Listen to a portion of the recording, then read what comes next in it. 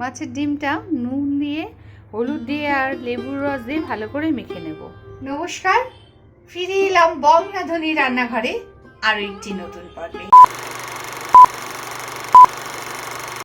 বন্ধুরা, এখন তো বর্ষাকাল, আর এই এখন জুলাই মাসের শেষ থেকে আজ থেকে আগামী সেপ্টেম্বর অক্টোবর মাস পর্যন্ত আনারস বাজারে প্রচুর পাবেন। আর বাজারে কিন্তু মাছের ডিমটাও এই সময় অ্যাভেলেবেল থাকে।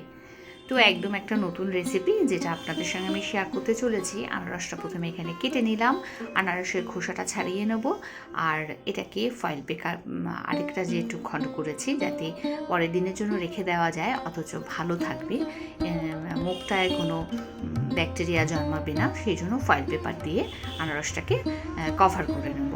আর কভার করে ওটাকে ফ্রিজে রেখে দিলে খুব ভালো থাকবে। আনারসটা কেটে নিয়েছি, আর এখানে মাছের ডিম নিয়েছি, একটা মাছের, বড় মাছের পুরো ডিমটাই এখানে আছে। আর কড়াতে সর্ষের তেল দিলাম, সর্ষের তেল দিয়ে সর্ষে আর শুকনো লঙ্কা ফোড়ন দিচ্ছি, সর্ষে শুকনো লঙ্কা ফোড়ন দিচ্ছি, আর ওদিকে মাছের ডিমটাকে একটু ভালো করে মেখে নেব। দিয়েছি লেবুর রস, হ্যাঁ, আর নুন আর হলুদ দিয়ে মাছের ডিমটাকে ভালো করে মেখে নিচ্ছি। এবার ফোড়নটা ভাজা হয়ে গেছে, সেই সময় কিন্তু ওই কেটে রাখা আনারসটা ভেজে নিতে হবে।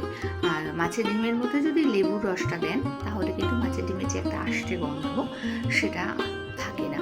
তো লেবুর রস দিয়ে মাছের ডিমটাকে মেখে রেখেছি, আর সেটার মধ্যে নুন হলুদ মাখিয়ে নেব।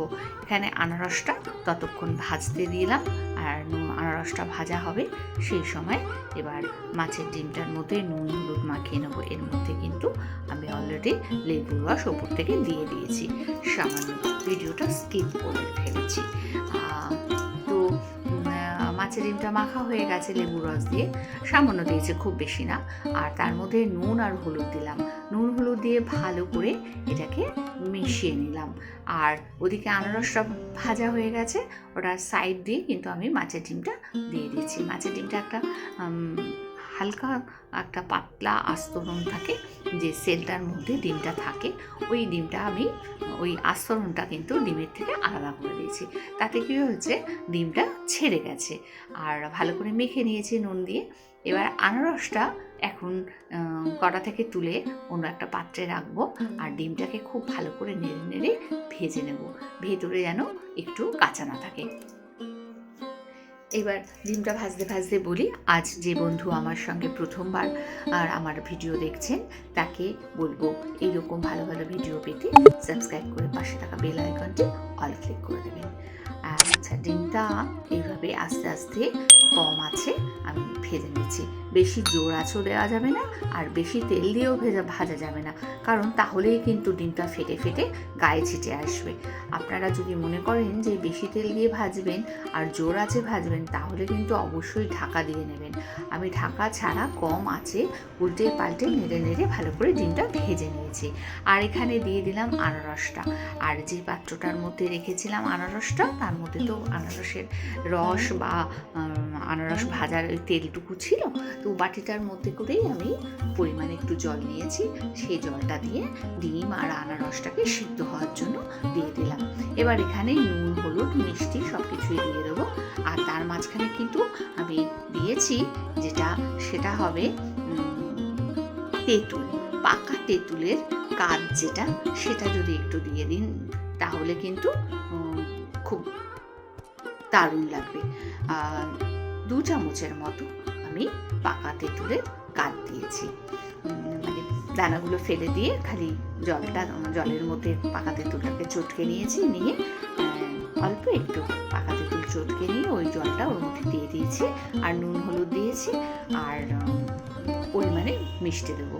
দারুণ হয় খেতে বন্ধুরা।